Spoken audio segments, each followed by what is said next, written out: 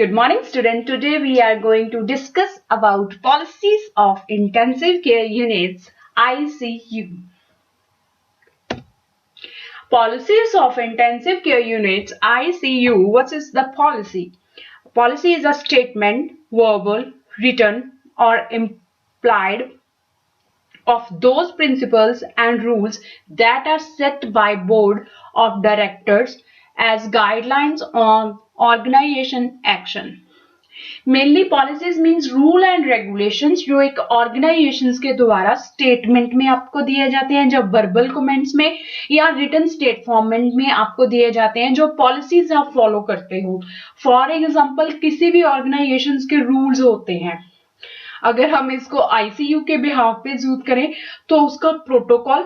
Patients की admission process, patient का discharge, documentations all are जो होगा वो हॉस्पिटल की पॉलिसीज के बिहाफ पे होगा.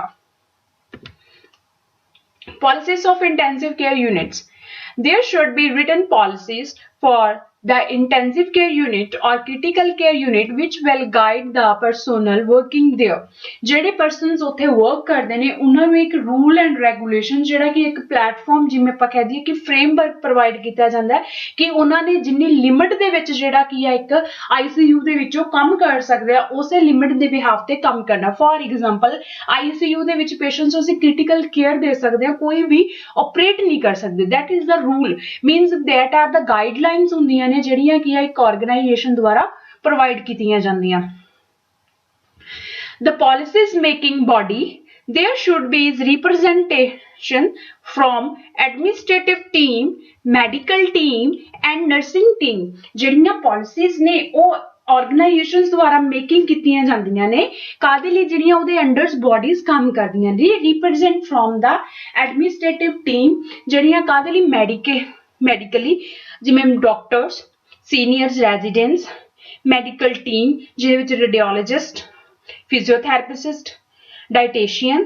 ਜਿਹੜੇ ऑल उस एरिया ਦੇ ਵਿੱਚ ਵਰਕ ਕਰਦੇ ਹੋਣਗੇ ਲਾਈਕ ਕੀ ਆ 4th class worker, helpers and nursing team ਦੇ ਵਿੱਚ ਇਨਕਲੂਡਡ ਹੁੰਦੇ ਆ ਸਾਰੇ. ਉਹ ਪਾਲਿਸੀਜ਼ ਨੇ ਉਹਨਾਂ ਦੇ ਲਈ ਉਹ ਰਿਪਰੈਜ਼ੈਂਟ ਕਰਦੇ ਆ, ਉਹ ਉਹਨਾਂ ਨੂੰ ਹੀ ਫੋਲੋ ਕਰਦੇ ਆ. Common types of policies in ICU, intensive care units and critical care unit. First one is to the admission policies. This should specify whether the patients can be admitted directly to the CCU या ICU or through the casualty department. ਜਾਂ ਤਾਂ patient ਹੈ ਜਿਹੜਾ ਉਹ directly intensive care unit ਦੇ ਵਿੱਚ ਕੀ ਆ ਐਡਮਿਟ ਹੋ ਸਕਦਾ during to the critical condition, ਜਾਂ ਫਿਰ ਪੇਸ਼ੈਂਟ ਕੀ ਆ ਐਮਰਜੈਂਸੀ ਤੋਂ ਜਿਹੜਾ ਕੀ ਆ ਐਮਰਜੈਂਸੀ ਸਟੇਟ ਫਾਰਮ ਦੇ ਵਿੱਚ ਹਸਪੀਟਲ ਐਡਮਿਟ ਹੋਇਆ ਸੀ ਤੇ ਆਫਟਰ 24 ਆਵਰਸ ਜਾਂ ਵਿਦਿਨ 24 ਆਵਰਸ ਦੇ ਵਿੱਚ ਕੀ ਆ ਪੇਸ਼ੈਂਟਸ ਨੂੰ ਰੈਫਰ ਕਰ ਦਿੱਤਾ ਜਾਂਦਾ for the ICU. There should be policies regarding the admissions of medical legal cases. ਜਿਹੜੀਆਂ ਇਹ policies follows ਕੀਤੀਆਂ ਜਾਂਦੀਆਂ ਨੇ ਇਹ medical legal cases ਦੇ ਵਿੱਚ find out ਹੁੰਦੀਆਂ like that ਕਿ patient ਜਿਹੜਾ ਕੀ ਆ ਜੇ ਕਿਸੇ ਵੀ legal issues ਦੇ ਕਰਕੇ ਹੋਇਆ ਜਿੱਦਾਂ ਕਿ violence behavior, road accident ਦਾ ਉਹ patient ਹਮੇਸ਼ਾ ਕੀ ਆ casualties ਦੇ ਦੁਆਰਾ ਹੀ ਆ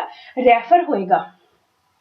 ਜਿਹੜਾ ਰੂਟੀਨਲੀ ਪੇਸ਼ੈਂਟਸ ਦਾ ਚੈੱਕਅਪ ਕਿਸੇ ਡਾਕਟਰ ਕੋਲ ਚੱਲ ਰਿਹਾ ਸੋ ਦੈਟ ਇਜ਼ ਕੀ ਆ ਪੇਸ਼ੈਂਟ ਡਾਇਰੈਕਟਲੀ ਕੀ ਆ ਆਈਸੀਯੂ ਚ ਐਡਮਿਟ ਹੋ ਸਕਦਾ after the casualty vision. But casualty medical legal cases ਦੇ ਵਿੱਚ ਕੀ ਆ ਕੈਜੁਅਲਿਟੀ ਦੇ ਵਿੱਚ ਪੂਰਾ ਡਾਕੂਮੈਂਟੇਸ਼ਨਸ ਤੋਂ ਬਾਅਦ ਚ ਪੇਸ਼ੈਂਟ ਨੂੰ ਕੀ ਆ ਆਈਸੀਯੂ ਦੇ ਵਿੱਚ ਰੈਫਰ ਕੀਤਾ ਜਾ ਸਕਦਾ ਹੈ.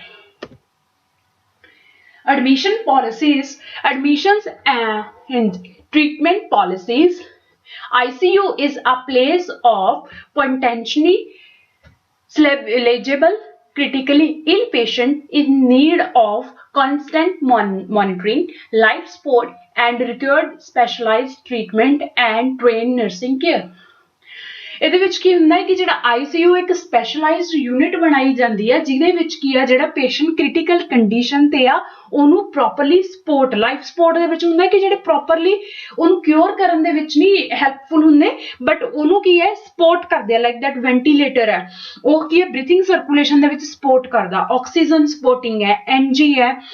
ਠੀਕ ਹੈ. ਸੋ ਇਦਾਂ ਦੇ ਜਿੰਨਾ ਵੀ ਅਸੀਂ ਪ੍ਰੋਸੀਜਰ ਰਿਕੁਆਇਰ ਕਰ ਸਕਦੇ ਹਾਂ ਉਹ ਉਸ ਨੂੰ ਸਪੋਰਟ ਟ੍ਰੀਟਮੈਂਟ ਦੇ ਵਿੱਚ ਆ ਜਾਂਦਾ. ਨੈਕਸਟ ਇਜ਼ ਆਂਦਾ ਰਿਕੁਆਇਰਡ ਸਪੈਸ਼ਲਾਈਜ਼ਡ ਟ੍ਰੀਟਮੈਂਟ ਜਿੱਦਾਂ ਕੀ ਹੈ ਪਾਰਟਿਕੂਲਰ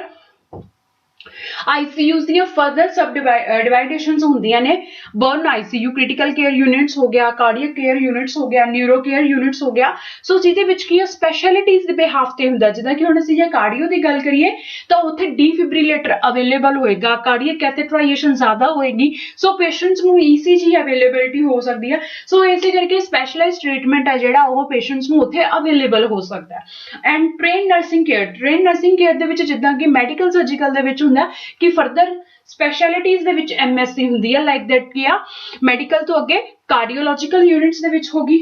ਨਿਊਰੋਲੋਜੀਕਲ ਹੋਗੀ ਸਕਿਨ ਐਂਡ ਬਰਨ ਯੂਨਿਟ ਚ ਹੋਗੀ ਨੈਕਸਟ ਵਨਸ ਕੀ ਹੋ ਗਿਆ ਐਮਰਜੈਂਸੀ ਕ੍ਰਿਟੀਕਲ ਕੇਅਰ ਚ ਯੂਨਿਟ ਚ ਹੋਗੀ ਸੋ ਇਦਾਂ ਦੇ ਜੇ ਉਹਨਾਂ ਦੇ ਵਿੱਚ ਜਿਹੜਾ ਸਟਾਫ ਹੈ ਉਹ ਵੈਲ ਸਿਲੈਕਟਡ ਹੁੰਦਾ ਪਰਟੀਕੂਲਰ ਯੂਨਿਟ ਦੇ ਲਈ ਸੋ ਉਹਨਾਂ ਦੀ ਵੈਲ ਟ੍ਰੇਨਿੰਗ ਹੁੰਦੀ ਹੈ ਜਿਹੜੇ ਸਟਾਫ ਆ ਉਹ ਆਈਸੀਯੂ ਦੇ ਵਿੱਚ ਕੰਮ ਕਰਦਾ levels of ICU care ਦੇ ਤਿੰਨ ਲੈਵਲ ਦੇ ਵਿੱਚ ਡਿਵਾਈਡ ਕੀਤਾ ਜਾਂਦਾ first one is to the monitoring observation and short term ventilation ਇਹਦੇ ਵਿੱਚ ਕੀ ਹੁੰਦਾ ਕਿ ਪੇਸ਼ੈਂਟਸ ਨੂੰ ਪ੍ਰੋਪਰ ਮੋਨੀਟਰਿੰਗ ਦਾ ਮਤਲਬ ਹੁੰਦਾ ਹੈ ਕਿ ਮੋਨੀਟਰ ਦੇ ਨਾਲ ਉਹਦੇ ਵਾਈਟਲਸ ਆਰਗਨਸ ਨੂੰ ਆਬਜ਼ਰਵ ਕੀਤਾ ਜਾਂਦਾ ਮਤਲਬ ਕੀ ਹੈ ਕਿ ਇਹਦੇ ਵਿੱਚ ਕੀ ਹੈ ਪੇਸ਼ੈਂਟਸ ਦੇ ਨਾਰਮਲੀ ਵਾਈਟਲਸ ਨੇ ਜਿਹੜੇ ਉਹ ਮੋਨੀਟਰਸ ਕੀਤੇ ਜਾਂਦੇ ਨੇ ਨੈਕਸਟ ਵਨ ਆਬਜ਼ਰਵੇਸ਼ਨ ਦਾ ਮਤਲਬ ਹੁੰਦਾ ਹੈ ਕਿ ਪੇਸ਼ੈਂਟਸ ਨੂੰ ਕਲੋਜ਼ ਵਿਜ਼ਨ ਦੇ ਵਿੱਚ ਕੀ ਹੁੰਦਾ ਕਿ ਇਹਦੇ ਵਿੱਚ ਰੇਸ਼ੋ ਹੈ ਜਿਹੜੀ ਪੇਸ਼ੈਂਟ ਦੇ ਉੱਪਰ डायरेक्ट अटेंशन ਤੇ ਹੁੰਦੀ ਆ staff the next is the short term ventilator patients ਨੂੰ ਅਸੀਂ ਇੰਡੀਪੈਂਡੈਂਟ ਵੈਂਟੀਲੇਟਰ ਨਹੀਂ ਹੁੰਦਾ ਇਹਦੇ ਵਿੱਚ ਕਿ ਪੇਸ਼ੈਂਟ ਫੁੱਲੀ ਆਵਰਸ ਲਈ ਵੈਂਟੀਲੇਟਰ ਤੇ ਡਿਪੈਂਡੈਂਟ ਆ ਇਹਦੇ ਵਿੱਚ ਹੁੰਦਾ ਕਿ ਪੇਸ਼ੈਂਟਸ ਕੀ ਆ ਕਿ ਉਹਦੇ ਵਿੱਚ ਪਾਰਸ਼ੀਅਲ ਫਾਰਮ ਦੇ ਵਿੱਚ ਕੀ ਉਹ ਵੈਂਟੀਲੇਟਰ ਤੇ ਡਿਪੈਂਡੈਂਟ ਹੈ ਕਿ ਪੇਸ਼ੈਂਟਸ ਨੂੰ ਸਮ ਟਾਈਮ ਹੈ ਜਿਹੜਾ ਉਹ ਬਰੀਥਿੰਗ ਪੈਟਰਨਸ ਨੂੰ ਕੰਪਲੀਟ ਕਰਨ ਦੇ ਲਈ ਉਸ ਨੂੰ ਵੈਂਟੀਲੇਟਰ ਹੈ ਜਿਹੜਾ ਉਹ ਦੇਣਾ ਪੈਂਦਾ level 2 monitoring the end first one ते मॉनिटरिंग होएगा सेम है कि पेशेंट्स दे सारे वाइटल्स ने जोड़े वो मॉनिटर किए जाएंगे मॉनिटर्स असैसमेंट होएगी जिदा पेशेंट दी सैचुरेशंस होगी cardiac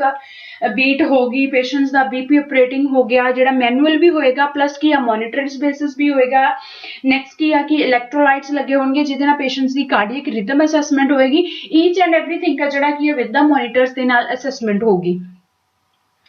next one is to the observations ਦੇ ਵਿੱਚ ਕੀ ਹੈ ਕਿ ਪੇਸ਼ੈਂਟਸ ਨੂੰ ਕਲੋਜ਼ ਆਬਜ਼ਰਵ ਕੀਤਾ ਜਾਏਗਾ ਜਿਹਦੇ ਵਿੱਚ ਮੇਬੀ ਸਟਾਫ ਦੀ ਰੇਸ਼ੀਓ ਜਿਹੜੀ 2.1 ਹੁੰਦੀ ਹੈ ਮੀਨਸ ਕੀ ਆ ਕਿ ਉਹਦੇ ਕੋਲ 2 ਪੇਸ਼ੈਂਟ ਐਂਡ 1 ਸਟਾਫ ਹੋਏਗਾ ਜਿਹਦੇ ਨਾਲ ਉਹ ਪੇਸ਼ੈਂਟ ਨੂੰ ਪ੍ਰੋਪਰਲੀ ਆਬਜ਼ਰਵ ਕਰ ਸਕਦੀ ਆ ਲੌਂਗ ਟਰਮ ਵੈਂਟੀਲੇਟਰ ਹੋਏਗਾ ਇੰਟੈਂਸਿਵ ਕੇਅਰ ਪੇਸ਼ੈਂਟਸ ਕੀ ਆ ਲੌਂਗ ਟਰਮ ਲਈ ਵੈਂਟੀਲੇਟਰ ਯੂਜ਼ ਕਰ ਸਕਦਾ ਵਿਦਿਨ 24 ਆਵਰਸ ਜਾਂ ਫਿਰ more than of the week ਦੇ ਵਿੱਚ ਜਿਹਦੇ ਵਿੱਚ ਕੀ ਆ ਪੇਸ਼ੈਂਟਸ ਨੂੰ ਕੀ ਆ ਪ੍ਰੋਪਰ ਕੇਅਰ ਹੈ ਜਿਹੜੀ ਉਹ ਐਸੈਂਸ਼ੀਅਲ ਹੋਏਗੀ The third one is the level 3 ਦੇ ਵਿੱਚ ਕੀ ਹੈ intensive care patients ਨੂੰ properly dependent care especially from to the coma patient state ਦੇ ਵਿੱਚ ਹੁੰਦੇ ਆ invasive procedure ਸਾਰੇ ਜਿਹੜੇ ਉਹਦੇ ਕੀ ਹੈ invasive procedure ਹੋਣਗੇ means ਕੀ ਆ cardiac catheterizations ਤੇ dependent ਹੋਗਾ patient ਨੈਕਸਟ ਕੀ ਹੈ ਪੇਸ਼ੈਂਟਸ ਦੇ ਜਿਹੜੇ ਕੀ ਹੈ ਜਿਵੇਂ ਕਿ ਹੀਮੋਡਾਇਲਿਸਿਸ ਹੋ ਗਿਆ ਦੈਟ ਇਜ਼ ਦਾ ਇਨਵੈਂਸਿਵ ਪ੍ਰੋਸੀਜਰ ਹੋ ਗਿਆ ਪੇਸ਼ੈਂਟਸ ਦੇ ABC ਗੈਸਿਸ ਅਸੈਸਮੈਂਟ ਹੋ ਰਹੀ ਹੈ ਉਹ ਵੀ ਇਨਵੈਂਸਿਵ ਹੋ ਰਹੀ ਹੈ ਰੇਡੀਅਲਸ ਨੈਕਸਟ ਵਨ ਆ ਗਿਆ ਪੇਸ਼ੈਂਟਸ ਦਾ ਇੰਟਰਾਕ੍ਰੇਨੀਅਲ ਪ੍ਰੈਸ਼ਰ ਮੋਨੀਟਰ ਕੀਤਾ ਜਾ ਰਿਹਾ ਉਹ ਵੀ ਇਨਵੈਂਸਿਵ ਪਰਫਾਰਮ ਦੇ ਵਿੱਚ ਪ੍ਰੋਸੀਜਰ ਹੈ ਸੋ ਇਹਦੇ ਵਿੱਚ ਕੀ ਆ ਕਨਸਟੈਂਟ ਸਪੋਰਟ ਪੇਸ਼ੈਂਟ ਕੀ ਹੈ ਲਗਾਤਾਰ ਉਸ ਇੱਕੋ ਸਪੋਰਟ ਤੇ ਹੈ ਮੀਨਸ ਲੌਂਗ ਟਾਈਮ ਤੇ ਵੈਂਟੀਲੇਟਰ ਹੈ ਪੇਸ਼ੈਂਟ ਟੋਟਲੀ ਕੀ ਹੈ dependent on the staff nurse ਹੈ ਤੇ ਪ੍ਰੋਪਰਲੀ ਉਹਨੂੰ ਕੇਅਰ ਚਾਹੀਦੀ ਜਿਹਦੇ ਵਿੱਚ ਉਹਦਾ ਕੌਨਸ਼ੀਅਸ ਲੈਵਲ ਹੈ ਜਿਹੜਾ ਅਸੀਂ ਕਹਿ ਸਕਦੇ ਹਾਂ ਕਿ ਨਿਊਰੋਲੋਜੀਕਲੀ ਪੇਸ਼ੈਂਟਸ ਹੋ ਗਿਆ ਜਾਂ ਫਿਰ ਕ੍ਰਿਟੀਕਲ ਫਾਰਮ ਦੇ ਵਿੱਚ ਜਾਂ ਸ਼ੌਕ ਵਾਲੇ ਪੇਸ਼ੈਂਟਸ ਨੇ Next is the common types of policies in the ICU and critical care unit. Common ਕਿਹੜੀਆਂ ਹੁੰਦੀਆਂ ਨੇ discharge of the patient policies. ICU ਦੇ ਵਿੱਚੋਂ directly patient ਹੈ ਜਿਹੜਾ ਉਹ discharge form 'ਚ ਨਹੀਂ ਹੁੰਦਾ. ICU ਦੇ ਵਿੱਚੋਂ ਜੇ ਪੇਸ਼ੈਂਟਸ ਦੇ ਵਿੱਚ ਕੀ ਹੈ ਕੰਡੀਸ਼ਨ ਜਿਹੜੀ ਕੀ ਹੈ ਨਾਰਮਲ ਹੈ ਤਾਂ ਉਹਨੂੰ ਲੈਵਲ ਵਾਈਜ਼ ਕੀ ਆ ICU ਦੇ ਵਿੱਚ ਰੈਫਰ ਕਰ ਦਿੱਤਾ ਜਾਂਦਾ ਇਸ ਤੋਂ ਅੱਗੇ ਪੇਸ਼ੈਂਟਸ ਕੀ ਆ ਨਾਰਮਲ ਵਾਰਡ ਜਾਂ ਫਿਰ ਯੂਨਿਟ ਦੇ ਵਿੱਚ ਰੈਫਰ ਹੋ ਜਾਂਦਾ ਬਟ ਜੇ ਪੇਸ਼ੈਂਟ ਨੂੰ ICU ਚੋਂ ਡਿਸਚਾਰਜ ਕੀਤਾ ਜਾ ਰਿਹਾ ਤਾਂ ਉਹਦੇ ਵਿੱਚ ਦੋ ਫਾਰਮਸ ਹੁੰਦੀਆਂ ਨੇ ਜਾਂ ਤਾਂ ਪੇਸ਼ੈਂਟ ਆਪਣੀ ਚੁਆਇਸ ਦੇ ਅਕੋਰਡਿੰਗ ਲਾਂਭਾ ਲੈ ਕੇ ਪੇਸ਼ੈਂਟ ਹੈ ਜਿਹੜਾ ਉਹ ਲਾਂਭਾ ਦੇ ਅਕੋਰਡਿੰਗ ਡਿਸਚਾਰਜ ਲੈ ਰਿਹਾ ਜਾਂ ਫਿਰ ਪੇਸ਼ੈਂਟਸ ਕੀ ਹੈ ਨੋ ਰਿਕਵਰੀ ਹੈ ਜਿਹਦੇ ਵਿੱਚ ਕੀ ਹੈ ਉਸ ਫਾਰਮ ਦੇ ਵਿੱਚ ਡਿਸਚਾਰਜ ਹੋ ਰਿਹਾ next transfer of the patient from to the ICU to the another unit. ਜਦੋਂ ਪੇਸ਼ੈਂਟਸ ਦੀ ਜਿਹੜੀ ਰਿਕਵਰੀ ਹੋ ਰਹੀ ਹੈ ਲਿਟਲ ਬਿਟ, ਜਿਹਦੇ ਵਿੱਚ ਅਸੀਂ ਕਹਿ ਸਕਦੇ ਹਾਂ ਕਿ ਪੇਸ਼ੈਂਟਸ ਨੂੰ ਹਸਪੀਟਲਾਈਜੇਸ਼ਨ ਇਜ਼ ਐਸੈਂਸ਼ੀਅਲ ਹੈ ਤੇ ਉਹਨੂੰ ਕਲੋਜ਼ ਆਬਜ਼ਰਵੇਸ਼ਨ ਹੈ ਜਿਹੜੀ ਸਟਾਫ ਦੀ ਐਸੈਂਸ਼ੀਅਲ ਹੈ, ਬਟ ਉਹ ਕਿਸੇ ਵੀ ਸਪੋਰਟਿਵ ਡਿਵਾਈਸ ਦੇ ਉੱਤੇ ਡਿਪੈਂਡੈਂਟ ਨਹੀਂ ਆ। ਸਪੋਰਟਿਵ ਡਿਵਾਈਸ ਦੇ ਵਿੱਚ ਮੇਜਰ ਜਿਵੇਂ ਅਸੀਂ ਕਹਦੇ ਹਾਂ ਵੈਂਟੀਲੇਟਰ ਦੇ ਉੱਤੇ ਉਹ ਡਿਪੈਂਡੈਂਟ ਨਹੀਂ ਹੈ, ਬਟ ਉਹਨੂੰ ਮੋਨੀਟਰਿੰਗ ਕੇਅਰ ਚਾਹੀਦੀ ਹੈ, ਤਾਂ ਉਸਨੂੰ ਜਿਹੜੀਆਂ ਅਨਦਰ ਜਿਹੜੀ ਯੂਨਿਟਸ ਹੈ ਉਹਦੇ ਵਾਰਡ ਦੇ ਵਿੱਚ ਅਸੀਂ ਉਸਨੂੰ ਸ਼ਿਫਟ ਕਰ ਸਕਦੇ ਹਾਂ। ਉਹਨੂੰ ਸ਼ਿਫਟ ਕਰਨ ਦੇ ਫੈਮ ਦੇ ਵਿੱਚ ਕੀ ਹੁੰਦਾ ਕਿ ਪਾਲਿਸੀਜ਼ ਹੁੰਦੀਆਂ ਨੇ ਕਿ ਪੇਸ਼ੈਂਟ ਨੂੰ ਕਿੱਦਾਂ ਸ਼ਿਫਟ ਕਰਨਾ। ਫਸਟ ਕੀ ਹੈ, ਪੇਸ਼ੈਂਟ ਨੂੰ ਪਹਿਲਾਂ ਅਰੇਂਜ ਕੀਤਾ ਜਾਏਗਾ ਕਿ ਕਿਹੜੇ ਪਾਰਟਿਕੂਲਰ ਏਰੀਏ ਦੇ ਵਿੱਚ ਉਹ ਬੈੱਡ ਉੱਥੇ ਅਰੇਂਜ ਕਰਵਾਇਆ ਜਾਏਗਾ, ਕਿਹੜੀ ਯੂਨਿਟ ਦੇ ਵਿੱਚ ਪੇਸ਼ੈਂਟ ਨੂੰ ਸ਼ਿਫਟ ਕਰਨਾ, ਪਲੱਸ ਕੀ ਆ ਪੇਸ਼ੈਂਟ ਦੀ ਜਿਹੜੀ ਯੂਨਿਟ ਦੇ ਵਿੱਚ ਉਹਨੂੰ ਸ਼ਿਫਟ ਕੀਤਾ ਜਾ ਰਿਹਾ ਉਸ ਯੂਨਿਟ ਦੇ ਵਿੱਚ ਪੇਸ਼ੈਂਟਸ ਲਈ ਬੈੱਡ ਹੈ, ਉਹਦੇ ਅਕੋਰਡਿੰਗ ਫੈਸਿਲਿਟੀਜ਼ ਹੈ, ਔਰ ਪੇਸ਼ੈਂਟ ਨੂੰ ਟ੍ਰਾਂਸਫਰ ਕੀਤਾ ਜਾ ਰਿਹਾ ਤਾਂ ਉਹਦੀ ਫਾਈਲ ਐਂਡ ਡਾਕੂਮੈਂਟਸ ਨੇ ਜਿਹੜੇ ਉਹ ਪ੍ਰੋਪਰਲੀ ਜਿਹੜੇ ਕੀ ਆ ਮੇਨਟੇਨ ਕੀਤੇ ਜਾਣਗੇ। ਮੈਡੀਕਲ ਕੰਸਲਟੈਂਟ, ਹੁਣ ਪੇਸ਼ੈਂਟ ਨੂੰ ਕੀ ਆ ਐਡਵਾਈਸ ਹੁੰਦੀ ਹੈ ਕਿ ਮੈਡੀਕਲ ਕੰਸਲਟੈਂਟ ਉਹਨੂੰ ਜਿਹੜਾ ਰਾਉਂਡ ਹੁੰਦਾ ਡਾਕਟਰ ਦਾ ਉਹਦੇ ਅਕੋਰਡਿੰਗ ਉਹਦੀ ਕੰਸਲਟੇਸ਼ਨਸ ਦੇ ਬਿਹਾਫ ਤੇ ਉਹਨੂੰ ਆਬਜ਼ਰਵ ਕੀਤਾ ਜਾਂਦਾ ਹੈ ਕਿ ਉਸਨੂੰ ਇਨ ਬਿਟਵੀਨ ਜਿਹੜਾ ਕੀ ਆ ਪ੍ਰੋਸੈਸ ਉਸਨੂੰ ਆਬਜ਼ਰਵ ਕੀਤਾ ਜਾਂਦਾ। Policies for protocol for the administrations of drugs equipments and procedure. ਹੁਣ ਹਰ ਇੱਕ ਪਾਲਿਸੀਜ਼ ਦੀ ਹੁੰਦੀਆਂ ਨੇ ਹਸਪੀਟਲ ਦੇ ਬਿਹਾਫ ਤੇ ਕਿ ਕਿਹੜੇ ਬਿਹਾਫ ਦੇ ਵਿੱਚ ਮੈਡੀਕੇਸ਼ਨਸ ਨੇ ਜਿਹੜੀਆਂ ਡਰੱਗਸ ਨੇ ਉਹ ਪ੍ਰਿਸਕ੍ਰਾਈਬਡ ਕੀਤੀਆਂ ਜਾਣਗੀਆਂ। ਨੈਕਸਟ ਵਨ ਇਕਵਿਪਮੈਂਟਸ ਕਿੱਦਾਂ ਯੂਜ਼ ਹੋ ਰਿਹਾ, and next one is to the procedure. Policies ਦੇ ਐਗਜ਼ਾਮ ਦੇ ਪਾਲਿਸੀਜ਼ ਆਫ ਦਾ ਪ੍ਰੋਟੋਕਾਲ, ਜੇ ਅਸੀਂ ਹੁਣ ਇਸ ਨੂੰ ਫॉर ਐਗਜ਼ਾਮਪਲ ਕਰੰਟ ਕੰਡੀਸ਼ਨਸ ਨਾਲ ਯੂਜ਼ ਕਰੀਏ ਕਿ ਪ੍ਰੋਟੋਕਾਲ ਕੀ ਬਣਿਆ ਹੋਇਆ ਕਿ ਅਗੇਂਸਟ ਆਫ ਕੋਵਿਡ-19 ਦੇ ਲਈ ਮੈਡੀਕੇਸ਼ਨ ਹੈ ਜਿਹੜੀ ਐਨੀ ਪ੍ਰੋਸੀਜਰ ਇਕਵਿਪਮੈਂਟ ਕੋਈ ਵੀ ਚੀਜ਼ ਹੈ ਜਿਹੜੀ ਪੇਸ਼ੈਂਟਸ ਨੂੰ ਪ੍ਰੋਪਰਲੀ ਉਹ ਕੀ ਹੈ ਇੱਕ ਸਟੈਪ ਕਿਟ ਇਕਵਿਪਮੈਂਟ ਯੂਜ਼ ਕੀਤੇ ਜਾਂਦੇ ਨੇ। ਇਕਵਿਪਮੈਂਟਸ ਦੇ ਵਿੱਚ ਕੀ ਆ ਕਿ ਪ੍ਰੋਪਰ ਗਾਊਨ ਹੋਏਗਾ, disposable shoes, cover, cap, mask, gloves, ਸਾਰੇ ਇਹ ਇਕਵਿਪਮੈਂਟਸ ਨੇ। ਸਪੈਸ਼ਲਾਈਜ਼ਡ ਡਰੱਗਸ ਨੇ ਜਿਹੜੀਆਂ ਜਿੱਦਾਂ ਕਿ ਅਸੀਂ ਕਹਿ ਸਕਦੇ ਹਾਂ ਸਬਲਿੰਗੁਅਲ ਰੂਟ 'ਚ ਦੇਣੀਆਂ ਨੇ, ਜਾਂ ਪੇਸ਼ੈਂਟਸ ਦੇ ਵਿੱਚ ਕੀ ਐਮਰਜੈਂਸੀ ਕੰਡੀਸ਼ਨਸ ਦੇ ਵਿੱਚ ਇਨਫਿਊਜ਼ਨ ਪੰਪ ਦੇ ਥਰੂ ਦੇਣੀਆਂ ਨੇ, ਕ੍ਰਿਟੀਕਲ ਕੰਡੀਸ਼ਨ 'ਚ ਆ ਪੇਸ਼ੈਂਟ, ਤਾਂ ਜਿੰਨੇ ਵੀ ਜਿਹੜੇ ਪ੍ਰੋਸੀਜਰਸ ਹੋਣਗੇ ਉਹਨਾਂ ਦਾ ਇੱਕ ਪ੍ਰੋਟੋਕੋਲ ਹੋਏਗਾ ਉਸ ਹਸਪੀਟਲ ਦੇ ਅਕੋਰਡਿੰਗ ਨਹੀਂ ਮਤਲਬ ਪਾਲਿਸੀਜ਼ ਨੂੰ ਫੋਲੋ ਅਪ ਕੀਤਾ ਜਾਏਗਾ। Policies for managing the emergency situation. Policies ਕੀ ਹੁੰਦੀਆਂ ਕਿ ਐਮਰਜੈਂਸੀ ਸਿਚੁਏਸ਼ਨ ਨੂੰ ਕਿੱਦਾਂ ਫੋਲੋ ਕੀਤਾ ਜਾ ਸਕਦਾ ਜਾਂ ਉਹਨਾਂ ਨੂੰ ਹੈਂਡਲ ਕਿੱਦਾਂ ਕੀਤਾ ਜਾ ਸਕਦਾ। ਜਿੱਦਾਂ ਕਿ ਅਸੀਂ ਜੇ ਕਾਰਡੀਅਕ ਯੂਨਿਟਸ ਦੀ ਐਗਜ਼ਾਮਪਲ ਦਈਏ ਤਾਂ ਕਾਰਡੀਅਕ ਯੂਨਿਟਸ ਦੇ ਵਿੱਚ ਡੀਫਿਬ੍ਰਿਲੇਟਰ ਦੀ ਅਰੇਂਜਮੈਂਟ ਪਲੱਸ ਜਿਹੜਾ ਸਟਾਫ ਹੈ ਉਸਨੂੰ ਪ੍ਰੋਪਰ ਟ੍ਰੇਨਿੰਗ ਹੋਣੀ ਚਾਹੀਦੀ ਆ ਕਿ CPR ਨੂੰ ਕਿੱਦਾਂ ਮੇਨਟੇਨ ਕਰਨਾ, ਪੇਸ਼ੈਂਟਸ ਦੀ ਜਿਹੜੀ ਸਿਚੁਏਸ਼ਨ ਆ ਉਹਨੂੰ ਕਿਵੇਂ ਮੇਨਟੇਨ ਕਰਨਾ, ਔਰ ਜਿਹੜਾ ਡੀਫਿਬ੍ਰਿਲੇਟਰ ਆ ਉਹਦੇ ਵਿੱਚ ਟੀਮ ਵਰਕ ਕੋਆਰਡੀਨੇਸ਼ਨ ਹੁੰਦਾ ਹੈ। ਸੋ ਇਸ ਕਰਕੇ ਡੀਫਿਬ੍ਰਿਲੇਟਰ ਕਰਨਾ, ਪੇਸ਼ੈਂਟਸ ਨੂੰ CPR ਦੇਣਾ, ਇਹਦੇ ਵਿੱਚ ਇੱਕ ਟੀਮ ਵਰਕ ਹੁੰਦਾ ਹੈ ਕਿ ਜਿਹੜੇ ਆਲ ਜਿਹੜਾ ਸਟਾਫ ਹੈ ਉਹ ਕ੍ਰਿਟੀਕਲ ਕੰਡੀਸ਼ਨ ਦੇ ਵਿੱਚ ਇੱਕੋ ਸਟਾਫ ਜਿਹੜਾ ਪੇਸ਼ੈਂਟ ਹੈ ਉਹਦੇ ਸਰਾਊਂਡਿੰਗ ਏਰੀਆ ਦੇ ਅਵੇਲੇਬਲ ਹੁੰਦਾ ਹੈ। Next is infections control policies.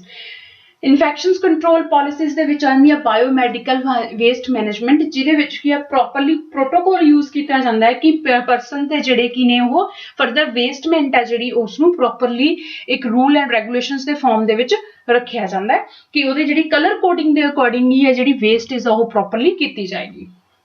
Maintenance of record policies. Hospital ਦੇ ਵਿੱਚ ਕੀ ਐਸੈਂਸ਼ੀਅਲ ਹੁੰਦਾ ਹੈ ਕਿ ਜਿਹੜਾ ਪੇਸ਼ੈਂਟ ਦਾ ਰਿਕਾਰਡ ਹੈ ਉਹ ਪ੍ਰੋਪਰਲੀ ਮੇਨਟੇਨ ਹੋਣਾ ਚਾਹੀਦਾ। ਲਾਈਕ ਦੈਟ ਪੇਸ਼ੈਂਟਸ ਦੇ ਵਾਈਟਲ ਸਾਈਨਸ ਕਿੰਨੇ ਇੰਟਰਵਲ ਬਾਅਦ ਲਏ ਜਾ ਰਹੇ ਨੇ, ਦੈਟ ਇਜ਼ ਰਿਕਾਰਡ। ਪੇਸ਼ੈਂਟ ਦੇ ਵਿੱਚ ਕੀ ਆ ਕਿ ਕਿੰਨਾ ਬੋਡੀ ਟੈਂਪਰੇਚਰ ਆ ਰਿਹਾ ਉਹ ਵੀ ਰਿਕਾਰਡ ਹੋਏਗਾ, ਫੁੱਲ ਵਾਈਟਲਸ ਉਹਦੇ ਬੋਡੀ ਦੇ ਜਿਹੜੇ ਨੇ ਉਹ ਰਿਕਾਰਡਡ ਹੋਣਗੇ, ਪਲੱਸ ਪੇਸ਼ੈਂਟ ਦੇ ਇਨਟੇਕ ਆਊਟਪੁੱਟ ਕਿਹੜੇ ਪ੍ਰੋਸੀਜਰਸ ਹੋ ਗਏ ਆ ਤੇ ਉਹਦੇ ਵਿੱਚ ਕੀ ਚੇਂਜਸ ਆਈਆਂ ਨੇ ਪੇਸ਼ੈਂਟ ਦੀ, ਉਸ ਤੋਂ ਬਾਅਦ ਜੋ ਰਿਕਵਰੀ ਹੈ। ਫॉर एग्जाम्पल ਜੇ ਪੇਸ਼ੈਂਟ ਨੂੰ ਫਿਜ਼ੀਓਥੈਰੇਪੀ ਹਾਇਸਟ ਕੀਤਾ ਗਿਆ ਤਾਂ ਫਿਜ਼ੀਓਥੈਰੇਪਿਸਟ ਦੀ ਅਟੈਂਡੈਂਸ, ਕੰਸਲਟੈਂਟ ਆਇਆ ਉਹਦੀ attendance, mark, each and everything ਆ ਜਿਹੜੀ ਉਹ ਰਿਕਾਰਡ ਪਾਲਿਸੀਜ਼ ਦੇ ਵਿੱਚ ਮੇਨਟੇਨ ਹੋਏਗੀ। Next is the payment. ਜਿੱਦਾਂ ਕਿ ਔਨ ਹਸਪੀਟਲ ਦੀ ਹਰ ਇੱਕ ਦੀ ਆਪਣੀ ਪਾਲਿਸੀਜ਼ ਹੁੰਦੀ ਹੈ। ਲਾਈਕ ਦੈਟ ICU ਪਾਲਿਸੀਜ਼ ਦੇ ਵਿੱਚ ਕੀ ਹੈ ਕਿ ਪੇਮੈਂਟ ਹੈ ਜਿਹੜੀ ਇੰਸਟਾਲਮੈਂਟ 'ਚ ਦੇ ਸਕਦਾ patient during to the treatment ਜਾਂ ਬਿਫੋਰ ਆਫ ਦਾ ਟ੍ਰੀਟਮੈਂਟ। ਕੋਈ ਵੀ ਸਰਜਰੀ ਕਰਨ ਤੋਂ ਪਹਿਲਾਂ ਪ੍ਰੋਪਰਲੀ ਪੂਰੀ ਪੇਮੈਂਟ ਚਾਹੀਦੀ ਹੈ ਪੇਸ਼ੈਂਟ ਦੀ, ਜਾਂ ਡਿਊਰਿੰਗ ਟੂ ਦਾ ICU ਦੇ ਵਿੱਚ ਪੇਸ਼ੈਂਟਸ ਦੀ ਐਡਮਿਸ਼ਨ ਦੇ ਫਾਰਮ ਦੇ ਵਿੱਚ ਪੂਰੀ ਉਹਨੂੰ ਪੇਮੈਂਟ ਹੈ ਜਿਹੜੀ ਉਹ ਡੇ ਬਾਈ ਡੇ ਉਹਨੂੰ ਸਬਮਿਟ ਕਰਾਉਣੀ ਪੈਣੀ ਹੈ। That is the policies. Visiting policies. ਕਿੰਨੇ ਤੋਂ ਕਿੰਨੇ ਆਵਰਸ ਦੇ ਵਿੱਚ ਵਾ ਜਿਹੜੇ ਰਿਲੇਟਿਵਸ ਨੇ ਉਹ ਉਸ ਨੂੰ ਮਿਲ ਸਕਦੇ ਆ ਪੇਸ਼ੈਂਟ ਨੂੰ। ਹਰ ਇੱਕ ICU ਦੇ ਵਿੱਚ ਕੀ ਆ ਵਿਜ਼ਿਟਿੰਗ ਆਵਰ ਨੇ ਜਿਹੜੇ ਉਹ ਲਿਮਿਟਡ ਕੀਤੇ ਹੁੰਦੇ ਆ ਤਾਂ ਕਿ ਜਿਹੜਾ ਕੀ ਆ ਹਸਪੀਟਲਾਈਜ਼ ਜਾਂ ਫਿਰ ਨੋਜ਼ੋਕੋਮਲ ਇਨਫੈਕਸ਼ਨ ਜਾਂ ਫਿਰ ਫਰਦਰ ਉਸ ਨੂੰ ਜਿਹੜਾ ਇਨਫੈਕਸ਼ਨ ਉਹ ਸਪਰੈਡ ਨਾ ਹੋਵੇ ਤੇ ICU ਦਾ ਜਿਹੜਾ ਇਨਵਾਇਰਨਮੈਂਟ ਆ ਉਹ ਖਰਾਬ ਨਾ ਹੋਵੇ। ਸੋ ਉਸ ਨੂੰ ਪ੍ਰੋਟੈਕਸ਼ਨ ਦੇ ਲਈ ਅਸੀਂ ਵਿਜ਼ਿਟਿੰਗ ਆਰ ਆ ਜਿਹੜੇ ਉਹ ਪਾਲਿਸੀਜ਼ ਨੇ ਉਹ ਬਣਾਈਆਂ ਜਾਂਦੀਆਂ ਨੇ। ਕਈ ਹਸਪੀਟਲਸ ਦੇ ਵਿੱਚ ਕੀ ਹੈ ਕਿ 10 to 12 ਆਵਰਸ ਦੇ ਅਕੋਰਡਿੰਗ ਪੇਸ਼ੈਂਟ ਨੂੰ ਮਿਲ ਸਕਦੇ ਆ ਜਾਂ ਕਈਆਂ 'ਚ ਹੈ ਕਿ ਈਵਨਿੰਗ ਟਾਈਮ ਓਨਲੀ ਮਿਲ ਸਕਦੇ ਆ। So that is the policies ਜਿਹੜੀਆਂ ਕੀ ਆ ਹਸਪੀਟਲ ਦੇ ਦੁਆਰਾ ਇੱਕ ICU ਲਈ ਬਣਾਈਆਂ ਜਾਂਦੀਆਂ ਨੇ ਕਿ ਕਿੰਨੇ ਲਿਮਿਟਡ ਟਾਈਮ ਦੇ ਲਈ ਉਹਦੇ ਰਿਲੇਟਿਵਸ ਨੇ ਜਿਹੜੇ ਉਹਨੂੰ ਮਿਲ ਲੈਣਗੇ। Thank you students.